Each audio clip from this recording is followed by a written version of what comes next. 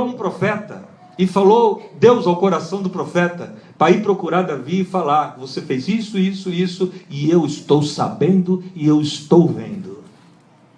Interessante que Deus, que sempre foi a favor de Davi, agora ele era contra Davi, a favor daqueles que Davi tinha oprimido. E isso pode acontecer com todos nós. Todos nós somos filhos queridos de Deus.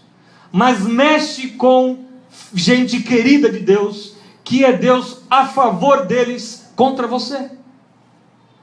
Mas o bom de Deus contra você, meu irmão, é que se você bloqueia, interrompe, assume, aceita, dá razão a Deus, se rende, se isso acontece, é a sua chance de mudar a sua vida e sua história, você entende?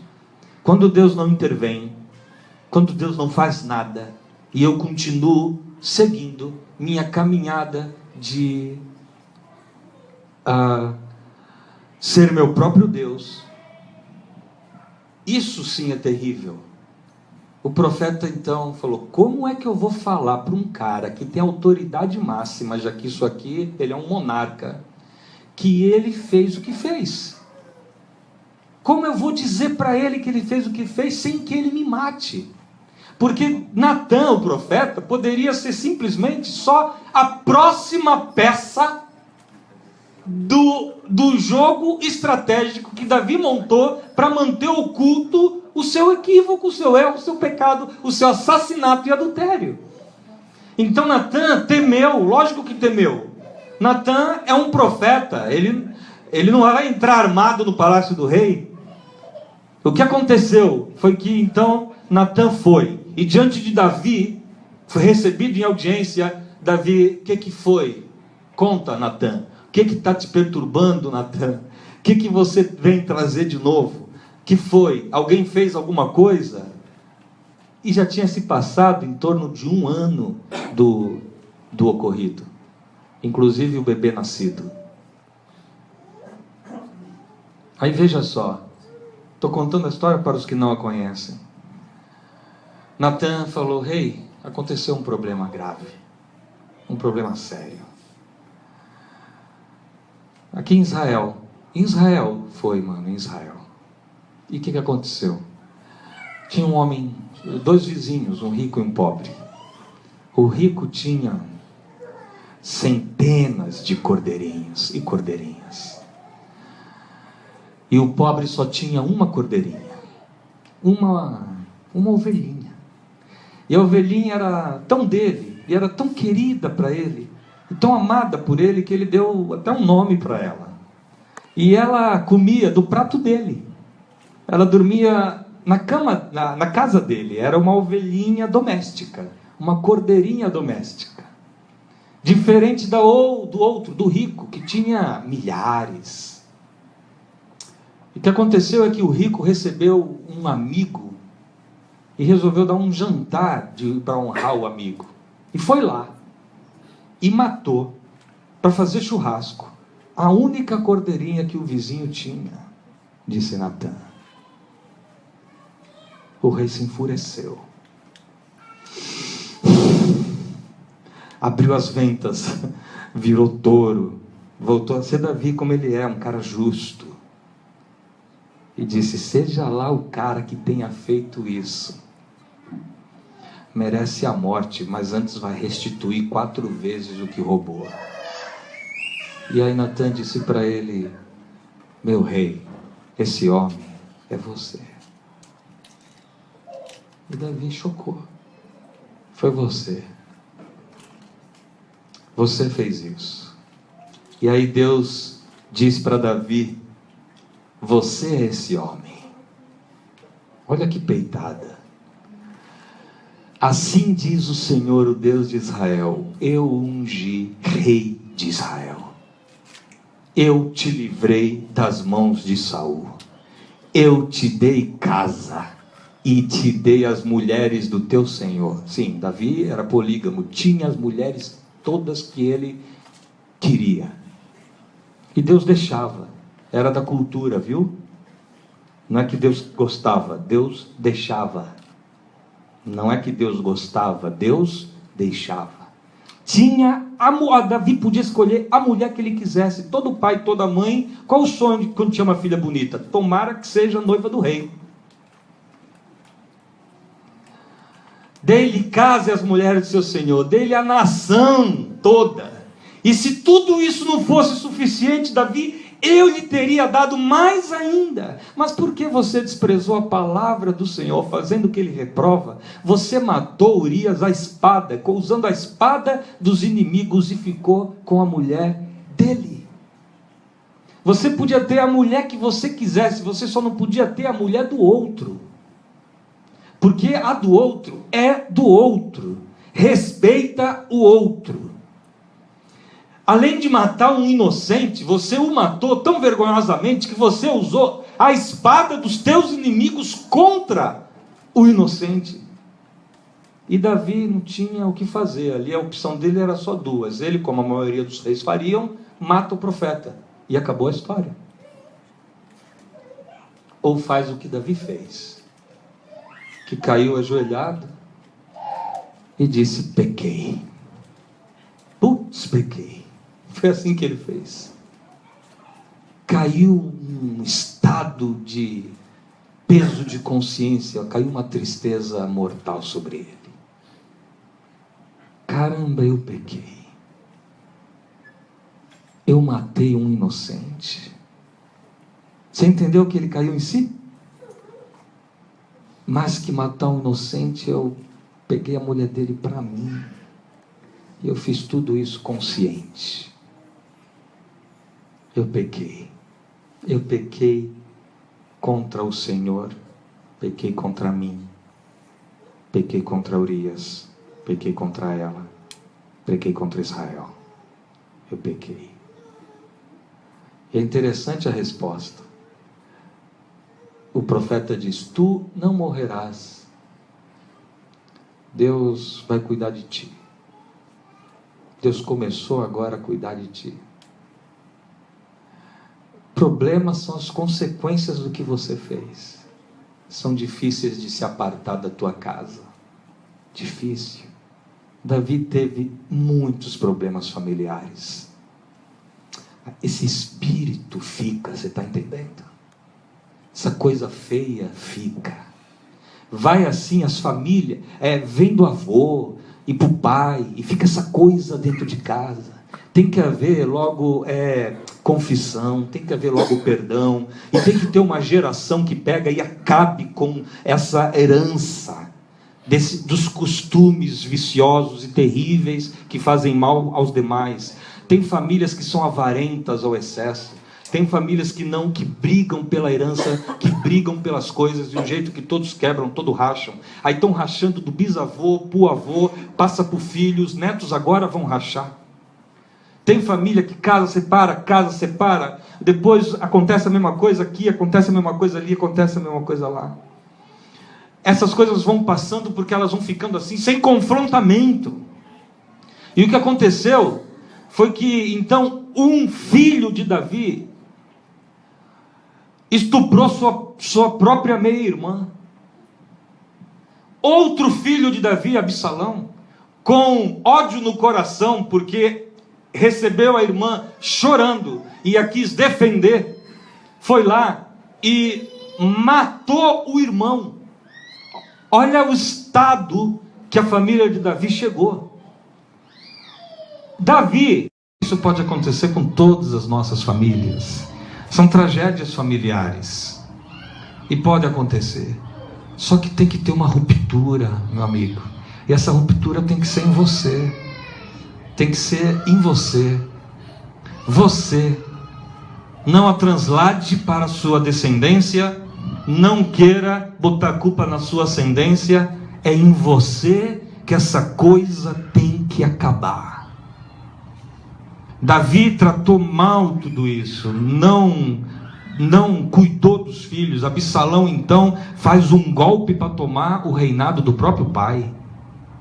E o mais complicado é que Absalão assume o reinado, porque Davi resolve se retirar no golpe para que o filho assuma, mesmo contra ele. Davi se retira para que nada de mal aconteça ao menino Absalão. Só que o exército de Davi não dá mole não, cerca o exército inimigo golpista e mata o filho de Davi. E Davi chora o filho, e chora a tragédia familiar. Como é que se resolve um negócio desse? Ora, Davi já não estava mais fazendo nada errado. Ele só estava colhendo as consequências das coisas erradas que tinha feito. Preste atenção, porque eu quero concluir aqui. Das coisas mais interessantes que eu acho é que se passam 1000 anos. 1000 anos. Se passa muito tempo. E Davi morre afeiçoado a Deus. Davi vive restaurado com Deus. Davi faz 2 canções, o Salmo 32 e o Salmo 51. 2 canções para cantar no meio de toda a comunidade. Canções que ele fez depois que se arrependeu. Poesias de um coração cheio de dor pelo que tinha feito. De Betseba, Davi gerou um filho outro, chamado Salomão, que veio a se tornar o maior rei do império mais próspero da época. E aí você chega no primeiro livro do Novo Testamento, olha que coisa interessante, e você lê uma genealogia. É muito complicado. Você abre o Novo Testamento, Mateus vai começar, e está lá escrito: e Abraão gerou Jacó. Caramba, né? E daí, deixa eu continuar aqui, né? Perdão, Abraão gerou Isaac, e Isaac gerou a Jacó, e Jacó gerou, e vai, e não acaba esse negócio de um gerou o outro, e vai chegando até que a família vai indo e chega em Jessé, e está lá escrito: Obed gerou a Jessé, e Jessé gerou a Davi. E é só homem gerando homem, nunca aparece a mãe, né? Nunca aparece a mãe, é tudo sobrenome do pai, nunca aparece a mãe. Aí 1000 anos depois alguém vai escrever a biografia de Jesus, e na biografia de Jesus, quando ele começa a biografia de Jesus, lá dentro, falando acerca de Jesus, ele escreve que Davi gerou a Salomão, e agora cita de quem, fala de quem, a partir de quem, e aparece a primeira mulher aí na história, daquela que foi mulher de Urias. Olha que coisa impressionante. Como as nossas histórias podem ficar marcadas pelos problemas do passado. Era bom que a gente não errasse, para não ter que ter a história marcada. O ideal era que a gente não fizesse as cagadas que fez. O ideal é que a gente não fizesse as porcarias que fez. O ideal é que a nossa biografia não tivesse as tortuosidades que tem, porque marcam nossa história. Mas tendo as tortuosidades que tem, o que é que a gente faz então com a nossa história? Assume, aceita, rejeita, inventa, muda, transforma, põe a culpa no outro, contando assim, olha, de geração em geração. Quando chega ali você já é inocente, porque é assim que a coisa acontece. Você vai contando, a besteira vai se sublimando, o que era complicado fica tranquilo, fica tudo simples. O fato de todo mundo conviver de novo significa que está tudo resolvido. Passado 1000 anos, ninguém mais sabia de nada, a não ser na biografia de Jesus, porque foi de Betseba que Davi gerou a Salomão. Essa parte eu já falei.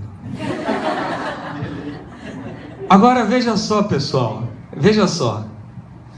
A nossa história pode ficar marcada por nossas próprias tolices. Quem aqui não fez tolices, hein? Quem não faz? Quem não faz tolices? Levanta a mão quem faz tolices. Quem faz? Só quem faz. Duros são aquelas tolices que a gente fazendo, agora eu já não vou perguntar, só diz respeito a você, prejudicam os demais também. E muda a história de um monte de gente, não é? E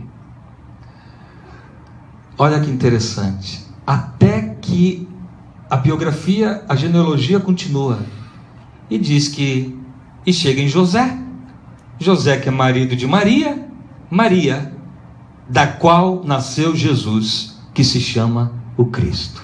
Quem é descendente direto de Davi? Jesus. Jesus é descendente direto de Davi e advindo da parte do sangue que Davi trocou com Betseba, aquela que havia sido mulher de Urias. Muito bem. O que eu quero dizer com isso? Olha só, em primeiro lugar, Deus não se envergonha da sua história. E a primeira coisa que ele tem que fazer é assumir nossa história. Evitar os erros, mas os erros não evitados e que já rolaram, fazem parte de nós. E agora também nos conformam, nos formam, nos formatam. Você pode ser consequência dos dois erros, do seu erro para dois lados. Você pode ser consequência dos seus erros para o lado positivo ou para o lado negativo. Você pode ser consequência dos seus erros se aprender com seus erros. Você pode ser consequência dos seus erros se insistir na intransigência de que de fato você não errou. Você foi induzido a... Você estava tão exausto que precisava daquilo. Você não prejudicou ou não pretendeu prejudicar ninguém. Aquilo, por exemplo, não ia faltar no bolso de ninguém. Aquilo era uma mentira branca, porque só valia a pena fazê-la em função do fato de que não ia prejudicar ninguém, ao contrário, ia ajudar que as coisas se colocassem todas no lugar, depois é que você perdeu o controle das coisas. Quantas coisas começaram assim, com boa intenção, e acabaram com a total perda de controle. É assim nas nossas vidas o tempo todo. Agora, o que faz Davi um homem segundo o coração de Deus, mesmo depois de ter feito tudo o que fez, não é o fato de Davi ser perfeito, porque isso a gente já sabe que ele não é. Meu filho Leonardo foi ler a história de Davi. E o primeiro dia ele desceu do quarto, uau, é o cara. O segundo dia ele desceu do quarto assim: pô, pai, não acreditei agora no que Davi fez. Filho, Davi não era perfeito, só que ele tinha um coração segundo o coração de Deus. Mas como assim? E aí eu tenho que procurar respostas para o meu próprio filho. São as mesmas que eu vou dar agora para você. Ser segundo o coração de Deus é ser capaz de dar, olha lá, respostas de quebrantamento sincero a Deus. Ser segundo o coração de Deus, preste atenção, eu terminei. Ser segundo o coração de Deus, ser conforme o coração de Deus, é ser capaz de, ao ser confrontado por Deus na vida, ao ser confrontado pela vida, ao ser confrontado pelas necessidades da vida, ao ser confrontado pela necessidade de maturidade na vida, não reage endurecendo o coração, não reage mascarando o erro, não reage como um mimado, ao contrário, expõe as vísceras, coloca o peito para fora, vira homem de verdade, vira mulher de verdade, se assume e dá razão a Deus. Esse é Davi. Ser um homem segundo o coração de Deus não é um homem perfeito, nem poderia. Davi cometeu este crime, lembrado lá na biografia de Jesus, mas Jesus não tem vergonha de Davi ser seu tataravô, porque Davi era alguém que sabia dar respostas de gratidão a Deus. Davi não tinha perfeição, mas tinha gratidão.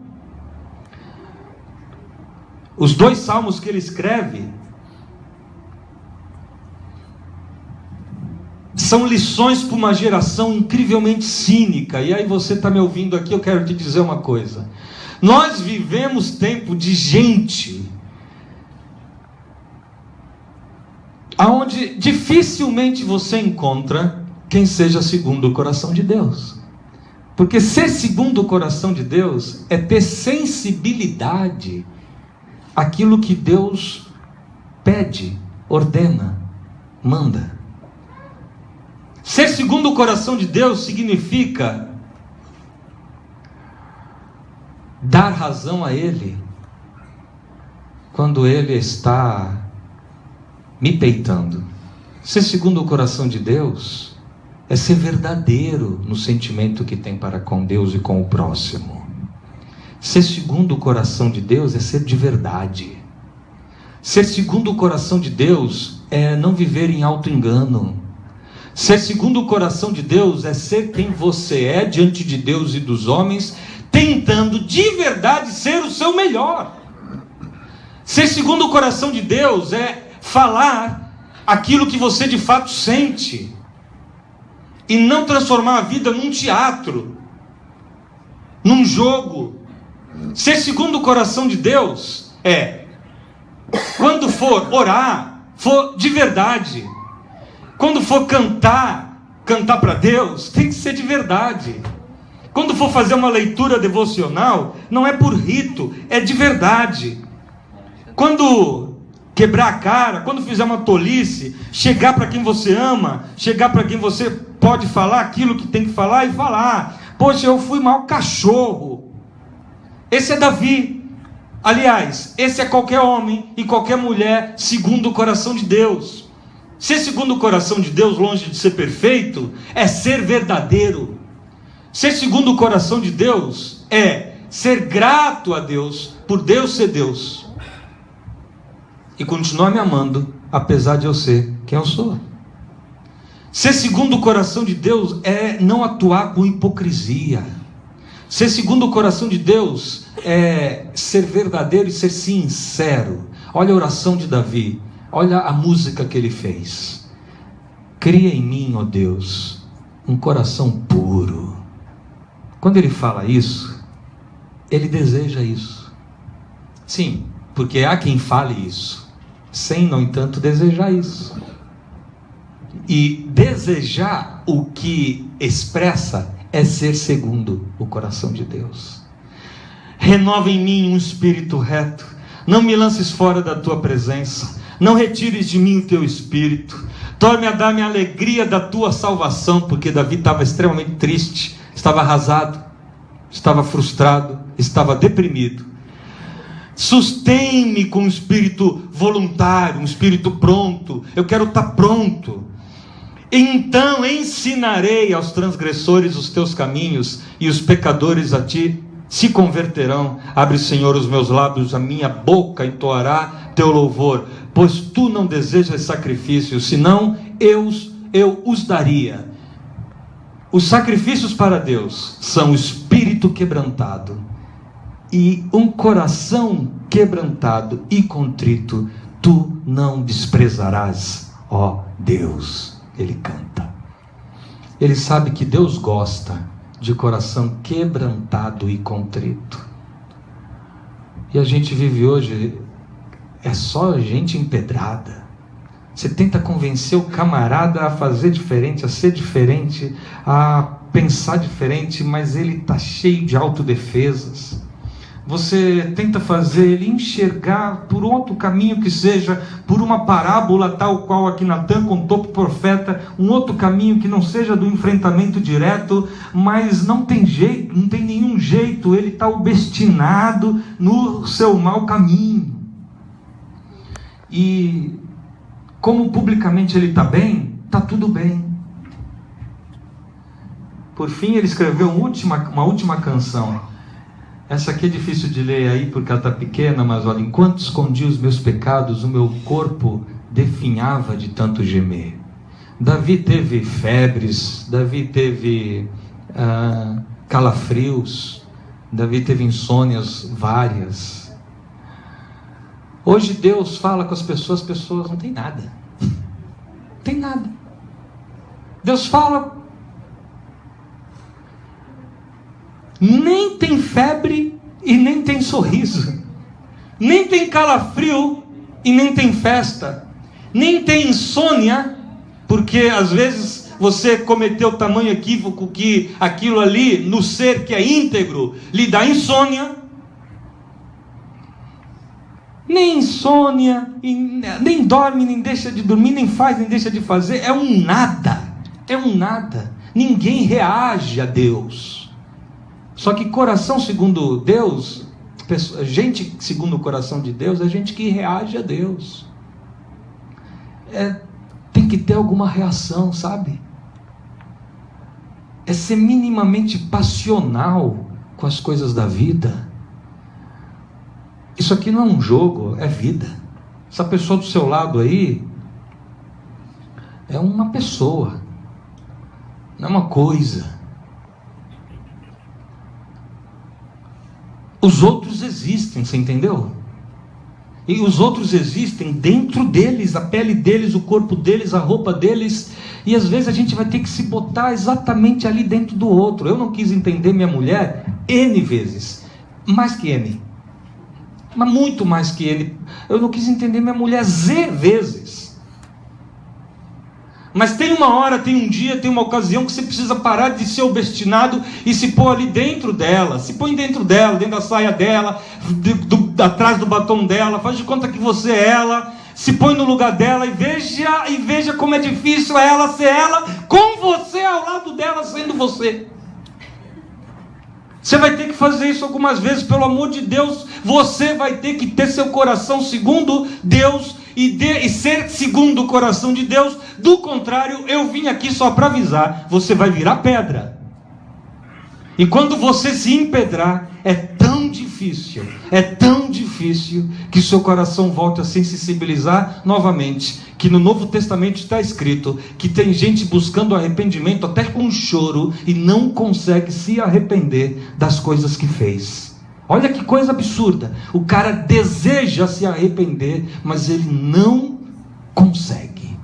Não consegue significa que a vontade que ele tem é de fazer de novo.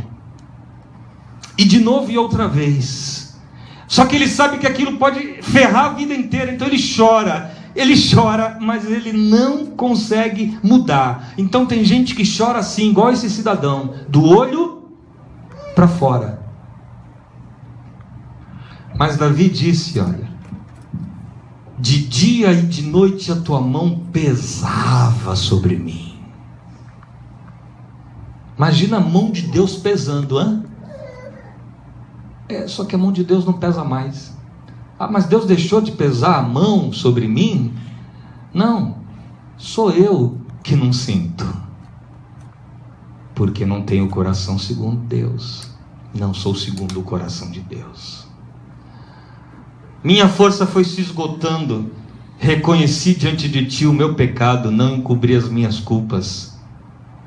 E ele diz aqui embaixo, tu és meu abrigo, tu me preservarás das angústias, me cercarás de canções de livramento. É ele falando com Deus.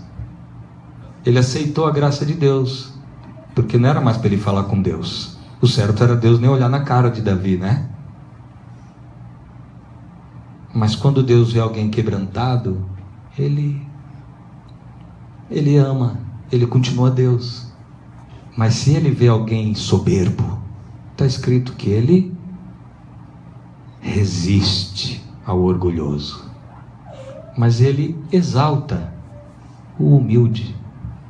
O texto termina dizendo que não sejam como o burro ou o cavalo, que não têm entendimento, então precisam ser controlados com freios e rédeas. Caso contrário, não obedecem.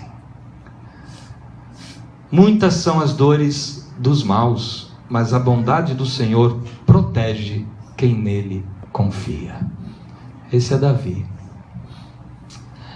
Nasceu Davi, cresceu Davi, teve um período terrivelmente não Davi, voltou e depois, com o chamado de Deus a ser Davi, viveu Davi, morreu Davi. Sempre crente de verdade em Deus. Preste atenção, não seja como burro. Não estou falando burro da sua escola, nada. Estou falando, não tenha que precisar de freios e rédeas, porque não tem entendimento. Ande por consciência. Por consciência. E consciência é assim: eu não vou fazer o meu próximo o que eu não quero para mim. Consciência é assim: o que eu quero para mim é o que eu vou fazer para o outro. Consciência é assim: eu estou todo lascado, metido nesse negócio desgraçado. É essa amante, é esse banco que eu pus a mão, é esse dinheiro que eu peguei que não é meu, essa mentira aqui de branca já virou um inferno, eu nem sei mais por onde eu começo a puxar esse novelo, eu vou puxar um livro dessa estante, cai a estante inteira. Você perdeu o controle de tanta porcaria que fez.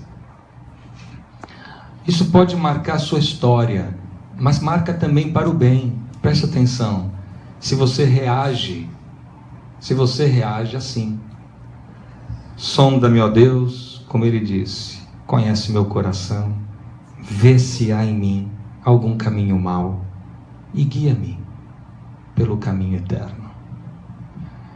Então hoje eu vim pedir a cada um que não deixe o coração endurecer e empedrar. Não deixe nunca. Seja essa porcaria que... Isso está combinado? Vamos continuar porcaria. Todo mundo vai continuar porcaria, está combinado. Vamos continuar imperfeito, está combinado. Olha, só não seja cínico. Vamos fazer um acordo? Vamos fazer um pacto entre nós. Deus não está vendo, ninguém está sabendo, o diabo não está sabendo. Vamos fazer um acordo entre nós. Um acordo entre nós. A gente é imperfeito e... Como dizem minhas alunas, professor, depois que me mostra o trabalho delas, deu ruim. Deu ruim. Tem uma coisa que dá ruim. Deu ruim. Mas vai dar ruim. Tem coisa que vai dar ruim.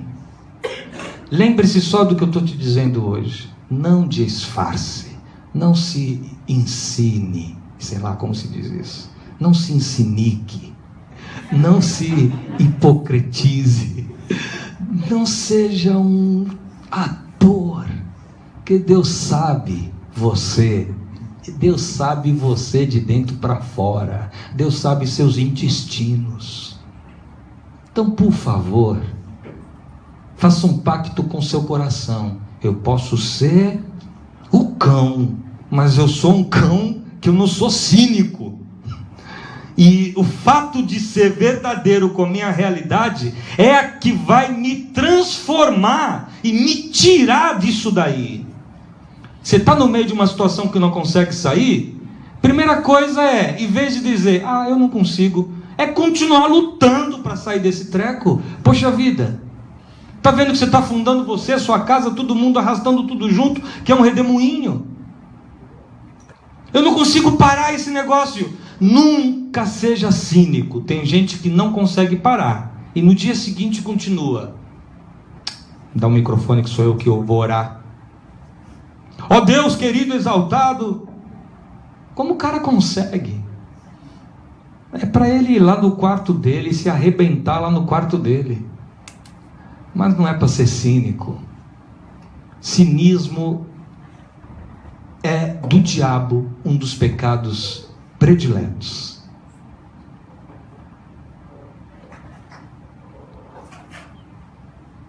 Amém? Então o que eu queria é que nós tivéssemos o mesmo coração de Davi. Não é de perfeição, mas é de gratidão. Gratidão, satisfação com a vida. Quem está satisfeito com a vida dificilmente vai lá comer a cordeirinha do outro. É satisfeito com a vida, satisfeito com o que tem, satisfeito com o que Deus deu. Olha para a cara aí do seu marido ao seu lado. Não, cuidado, algum do seu lado pode não ser o seu marido.